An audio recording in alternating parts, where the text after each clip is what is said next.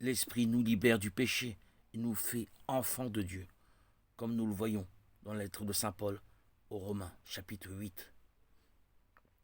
Ainsi, pour ceux qui sont dans le Christ Jésus, il n'y a plus de condamnation, car en me faisant passer sous sa loi, l'Esprit qui donne la vie dans le Christ Jésus m'a libéré, moi, qui étais sous la loi du péché et de la mort.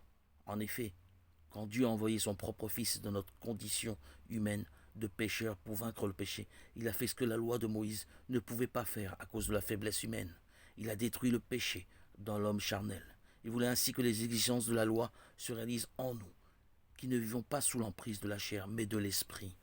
En effet, sous l'emprise de la chair, on tend vers ce qui est charnel. Sous l'emprise de l'esprit, on tend vers ce qui est spirituel. Et la chair tend vers la mort, mais l'esprit tend vers la vie et la paix. Car la chair tend à se révolter contre Dieu. Elle ne soumet pas à la loi de Dieu. Elle n'en est même pas capable.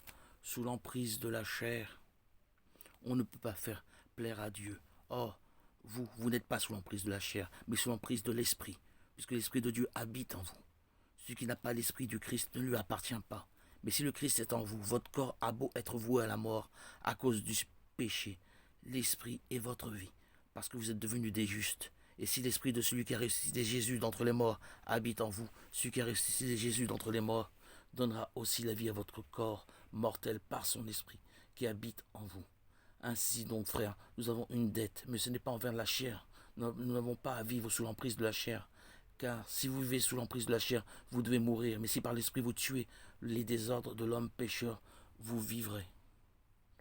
En effet, tous ceux qui se laissent conduire par l'Esprit de Dieu, ceux-là sont fils de Dieu. L'Esprit que vous avez reçu ne fait pas de vous des esclaves, des gens qui ont encore peur. C'est un esprit qui fait de vous des fils. Poussés par cet esprit, nous crions vers le Père en l'appelant Abba. C'est donc l'Esprit Saint lui-même qui affirme à notre esprit que nous sommes enfants de Dieu. Puisque nous sommes ses enfants, nous sommes aussi ses héritiers, héritiers de Dieu, héritiers avec le Christ. Si nous souffrons avec lui, pour être avec lui dans la gloire.